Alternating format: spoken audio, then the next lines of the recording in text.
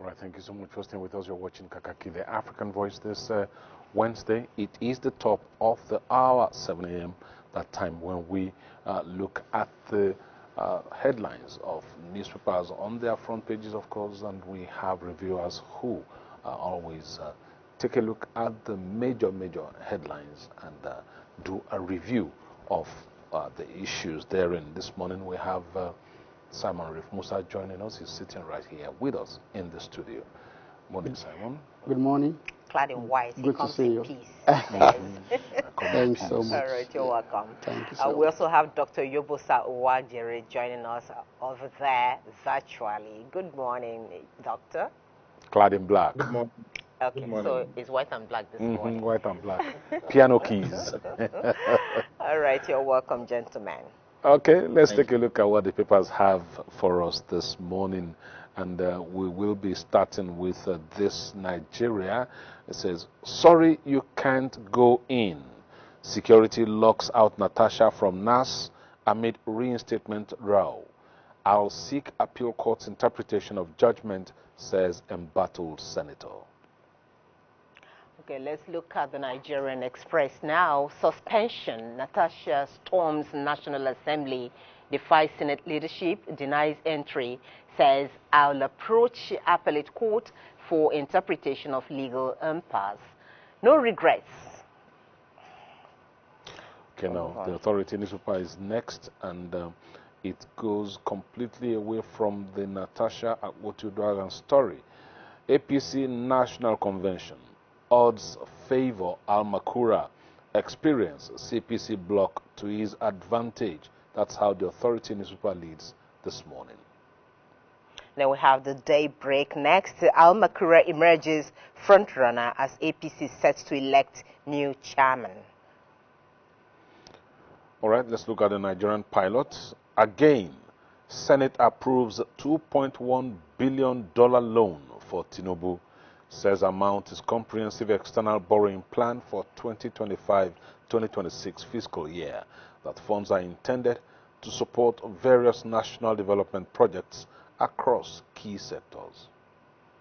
All right, let's see how the new National Star is leading this morning, also towing the line of the borrowing. He said, amid IMF World Bank warnings, federal government to borrow fresh $21.8 billion, 2.1 billion euros, and a whole lot of other figures there.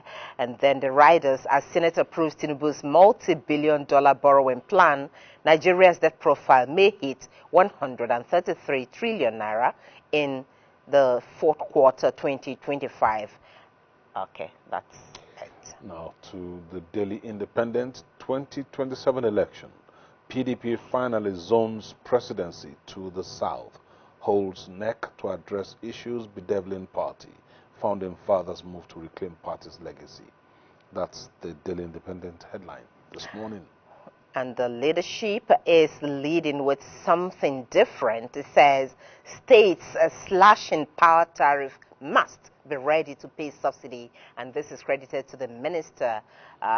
Okay, he said cost-effective tariff for Band A customers faulty, says State Energy Commissioner's chairman. So these are some of the issues surrounding that energy court. Okay, let's go to the Standard Times now. Interesting headline you have leading this morning on the front page of that paper. Show proof that I got 4 billion naira from NDDC or resign as minister. Amichi's wife challenges Wike. You'll find the details of that flowing from the front page there onto page 2 of the paper. And the Blueprint is up next. Jega at the Blueprint Impact Series Awards. Nigeria needs 250% increase in poultry meat, 577% milk to meet projected 400 million population in 2050. That's the bold one by the Blueprint. NISA issues fresh flood alert for 28 states, 739 communities, urges emergency management stakeholders to activate preparedness response mechanisms. Front page of the Daily Monitor. And the Nigerian News Direct says a CBN retains interest rate at 27.5%. despite slowing inflation. As external reserves hit $40.1 billion, 8 banks meet recapitalization requirements. All right, let's go to the Daily Trust now. And the top story for this paper is a sports story. Interesting this morning how Ajibade Alozie fired Nigeria into WAFCON finals, talking about the Women African Cup of Nations going on in Morocco. And, okay, the business NG. Mixed reactions trail Nigeria's 2025 GDP growth after NBS rebasing. NBS data shows 3.13%, that's first quarter 2025. Expansion debt ratio falls to 39.4%. And that's the last paper we will be reviewing this morning. Let's bring in our reviewers now for some analysis. Okay, welcome once again, Simon. Let's begin with you before we go to Doctor right there. Okay. Sorry, you can't go in. Security locks out Natasha from NAS amid reinstatement row. I'll seek appeal court's interpretation. This is how this Nigerian Express both are leading this morning. Well, I think it was expected because the Senate on Sunday, at least the spokesman there said something. He said she won't be allowed. She should not resume. She won't be allowed because what they had was simply an advisory and not an order. So they made it very, very plain to her. So if she never wanted to make drama, because yesterday she was just trying to make drama, it was more of a drama because she'd been told that this will not happen. And of course there is security at the gate. At the first gate she was able to go through, but the second gate, at the final one, they said, no, you can go in because we have order not to allow you in. Now, it's quite unfortunate that we are having this drama for too long. I mean, to me personally, I would have thought by now, Natasha said she had evidence of what she was saying. Now, since March, we've not seen that evidence. And coming in from someone who is no stranger to accusing the men folk of maybe trying to sexually harass her, people are not just believing her more. I mean, they are not believing her. But again, she has now come out to say she's going to approach the appellate court. So it's a developing story. We've not seen the end. Because the Senate too really would not want to admit her. So they will prefer she served her suspension till September. Then she can resume. But she wants to enforce her right. It is within the ambit of her right to do that. And we watch to see how it pans out in the coming weeks. All right. Yobosa, what do you think about this story? I'm sure you must have read reports or probably seen clips of Senator Natasha Akpoti-Uduaghan trying to access the National Assembly on Tuesday. Yes, like Simon Reef said, what happened yesterday was expected. You remember both the Senate and Natasha were interpreting the court judgment from a different perspective. Akpabio-led Senate said the court order was not expressive and that it was not, didn't give them order to reinstate Natasha. But Natasha was saying that, look, the court judgment was very straightforward, you know.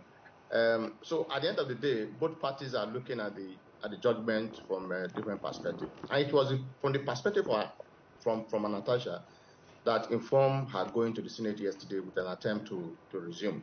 But just before then, you were told that the Senate spokesperson also said, no, they will not allow her to enter the chamber. So that's exactly what happened yesterday. For me, it is unnecessary. That drama is unnecessary. The court judgment from a legal mind was very straightforward. That the action of the Senate was excessive, and then ordered the Senate to recall her. Now, my argument here is not about Natasha. It's about the senatorial district that Natasha is representing. For over 5 months now, you have denied her of representing her senatorial district. Her people are not part are not part of the conversation that is going on in the National Assembly, especially the ongoing constitutional review process. They are not part of it. And for me, and that is what democracy is all about. And that's why we all have representatives at the Senate and the House of Reps. So when you don't have somebody speaking for you at the Senate, when you don't have somebody representing your interests at the Senate, then the constitutional rights of the entire senatorial district is at stake. Like I said, it is unnecessary, and they should find a way to resolve that matter. From look of things, it has become an issue of ego. Pablo said, "Oh, I'm going to deal with you." Natasha said, "Look, I'll fight to the end." You know, I don't forget last week I made this observation that Natasha will be in for a very long, prolonged legal process.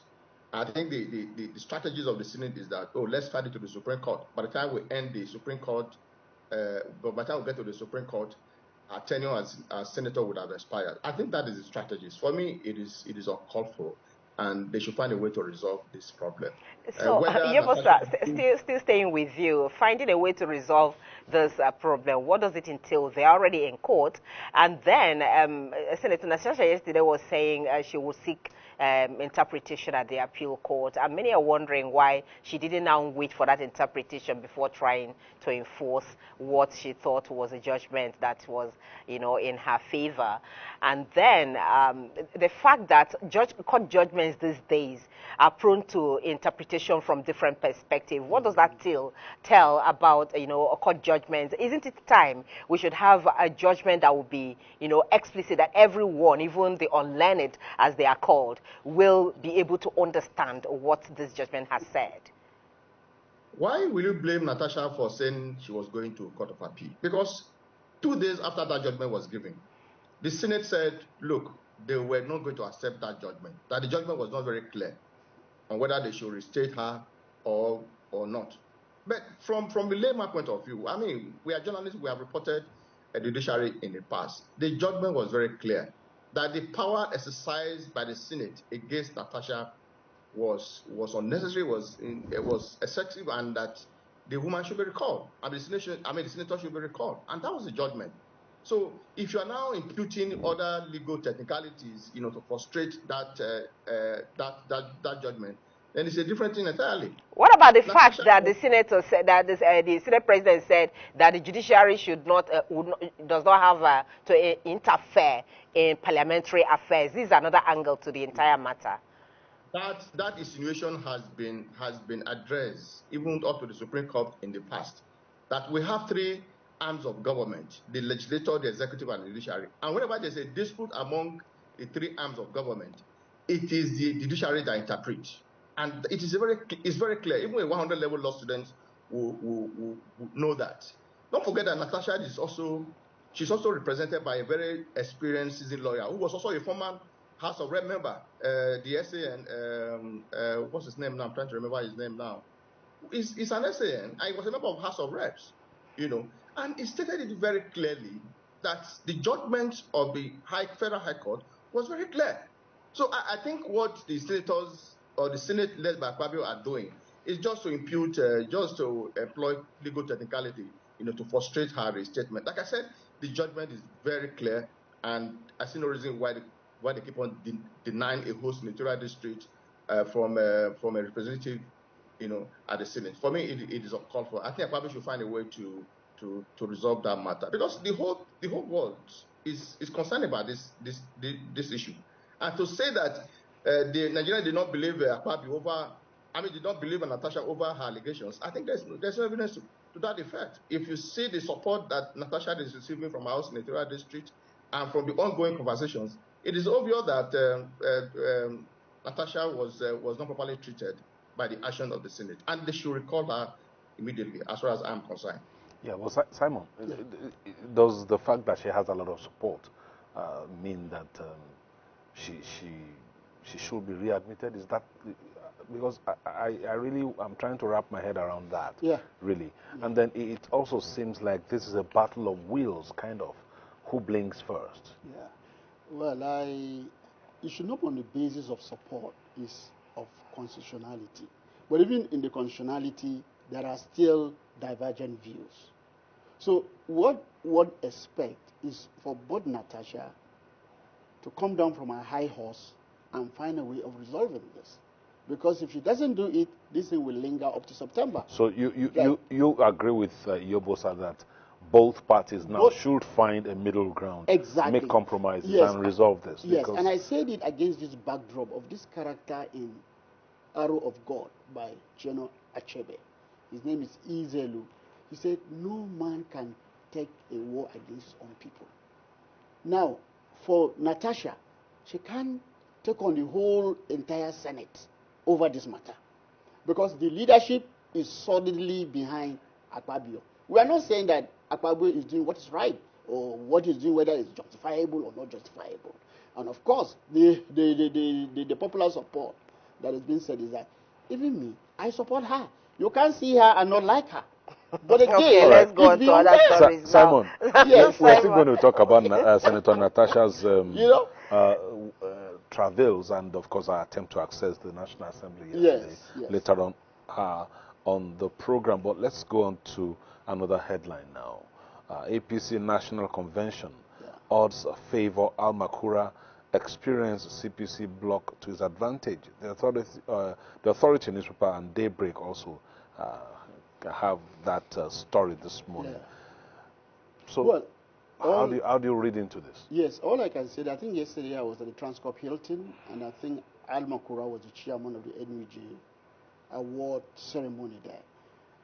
You've always seen the man as somebody that is very mature. Of course, there are so many contenders. Darie is there. Akume is being said to be interested. So many of those names.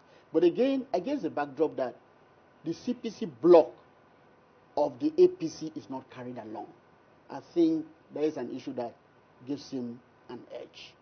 Because one, he's somebody that is more of a matured person, somebody that has been in the system. He knows, because he was at the beginning a member of the merger committee between ANPP and CPC. So he was just there at the beginning, and he knows it. He's not somebody that is a rabble-rouser, so somebody that will cause a lot of problem. He's not somebody that is prone to controversial issues, getting to controversy. So you need somebody that is more of an elderly person, more matured, more experienced, and I think in that he gets it. And again, if you look at the North Central, the chairmanship is zoned to that place. And of course, with this insinuation or idea, but the zoning to the North Central opens it up to all candidates who are eligible, including like Majid Dairu said yesterday, including his former governor. Yes. His former governor is. But again, if you look at all the contenders, you have to look at their profile, because as chairman of a party, you need somebody that is very grave. I mean, is very somebody that can really sit down and think through. He's not somebody that you always see him talking, because the chairman is supposed not to be talking anyhow. So he's somebody that he comes with that maturity. He comes with that experience. So, I mean, you can't take that from him. And he has seen it all. So you need somebody that is experienced.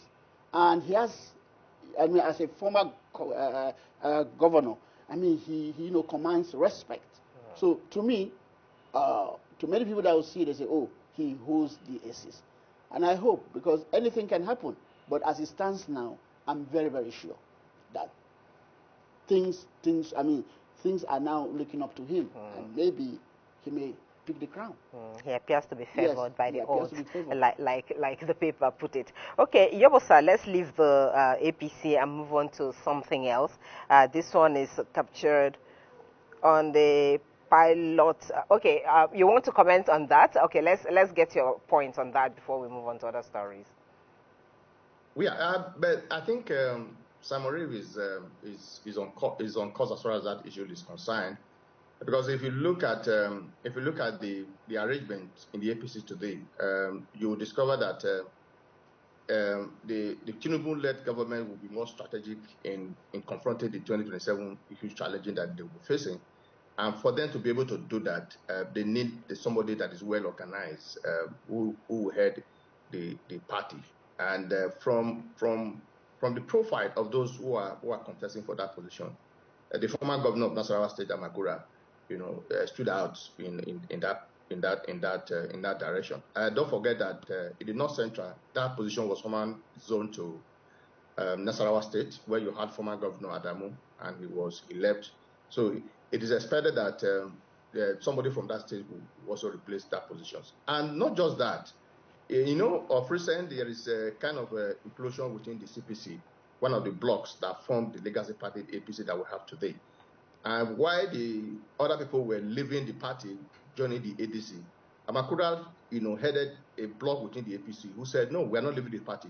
We're going to give our support to President Bola Ahmed Tinubu, throughout his tenure as a leader of the party. And he has consistently maintained that position, which means that in spite of the division within the APC, he's still very loyal to the president. So I think that will count for him as far as I'm concerned.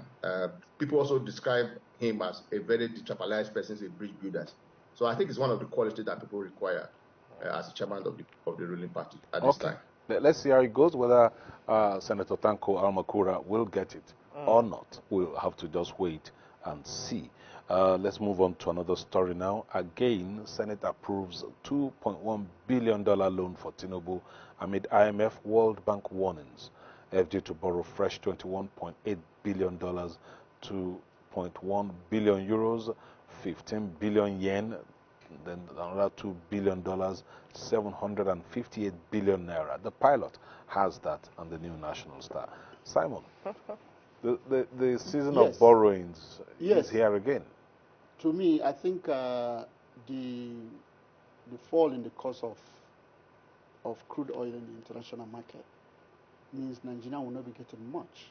I just read a story here. There was a story here that said Nigeria is losing $18 billion annually on illicit financing, something like that. That we are losing money because people are just cutting away certain things. And then I think there is need also for government to do something. But when you look at the issue of borrowing, honestly, we cannot escape from it because less revenue is coming now, and they have a lot of plans. But again, the fear is not to get this loan. Is that when you get these loans, what do you do with it? If you go to the US, there's so much loans, but they are doing certain things. But in Nigeria, you just get these loans.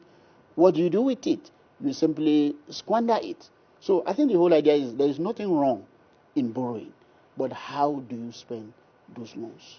I think that's most important, because if you look at all the plans for 2025-2026 budget, it tells you that the money accruing to the government is not much. So they have to find a way of how do they get money to really do what they want to do. So to me, I don't see anything wrong with that. But my fear is when they get this loan, are they going to do what they are supposed to do with the money? I think that's the most important thing. Yes. Okay, your thoughts on this, Yobosa? Borrowing money, people borrow money because maybe they don't have sufficient fund, to fund the budget. And they also borrow money for other projects, that will grow the economy, that will better the lives of the citizens and all that. People borrow money with the hope that that money will be utilized in a very transparent way. And you don't borrow money to pay salaries. You don't borrow money for other things. You borrow money because you want to finance your capital project. You want to use the money in such a way that, but the multiplier effect will be huge, and Nigerians will benefit from that. I think that is the purpose. So if you look at it from that, within that context, there's nothing wrong in borrowing. Like Simon Reef said, if you borrow money and the fund is not well utilized, that is where the problem comes.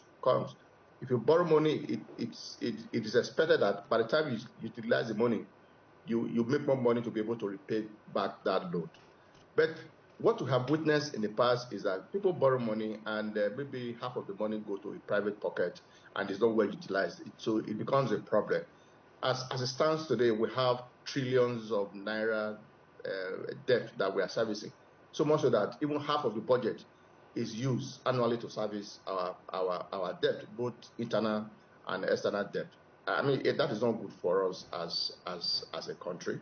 I want to believe that those who are approving the loan will also demand how the money will be utilized, and the process of also they will also followed in repaying back that loan. So if that is where that's well scrutinized, and they are very clear that the law will be taken, and the process of something that law will not even affect the general management of the entire country. For me, there's something wrong with borrowing. Let's borrow. Let's use the money to grow our economy. Let's use the money to create more jobs.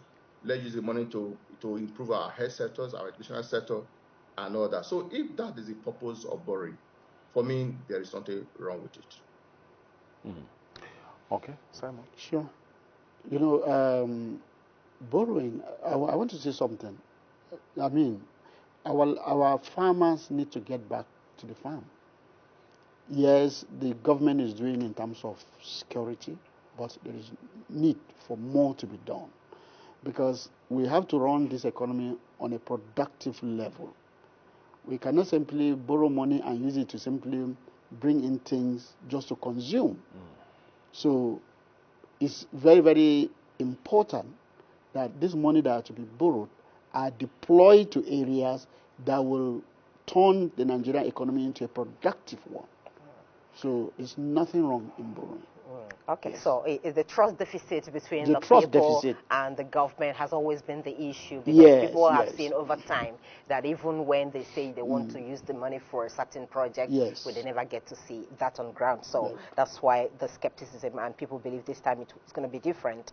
Okay, let's move on to another story now. This is 2027 election. The Daily Independent is leading with this. I'm coming to you, Yobosa. 2027 election, PDP finally zones presidency to the south. It will seem like after the 2023 election, they have decided to, change gear this time. Absolutely, that's the way to go. I think they've learned their lesson. I've always maintained that part of the problem that we have in the PDP today, I'm not a member of a political party, but part of the problem that they have, the internal problem they have within the PDP today, was created by the fact that in the last general elections, against all odds, Atiku Abubakar insisted that he was going to contest presidential elections when somebody from the north, former President Muhammadu Buhari, the late, may so rest in peace, has served 8 years, and there was no general mood that the power should go to the south. But Atiku insisted that he was going to contest that position, and that was the beginning of the crisis that they are having in PDP today. Fortunately for them, that the root of the crisis has left the PDP, and they now realize that, look, the mood of the nations, is that the presidencies must must be in the south after Tinubu's 4 years, must stay in the south for the next 4 years, so that they can also complete 8 years tenure as president of this country. So maybe thereafter they can also determine where the presidencies will go. So I think the PDP is getting it right.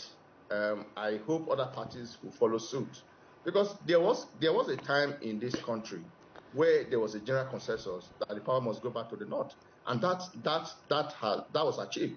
So I think we should not abuse that trust. Like I keep on saying, the coalition they have today, the ADC, is a very strong one. But I keep on warning that the day they insist that they must give the presidential ticket to a northerner, that will be the end of that coalition. So I think the PDP is in the right direction, and I also urge other political parties, to follow that suit. Okay, we are completely out of time now. We must thank you, gentlemen, for coming on the program. Time flies when we're doing this, and it's so interesting, Thank you so much, Simon Reef, and Dr. Yobosa Ugaren. Thank you very much for joining us all the way from Lagos, virtually. So much for the newspaper review for this morning. Have a great day, gentlemen.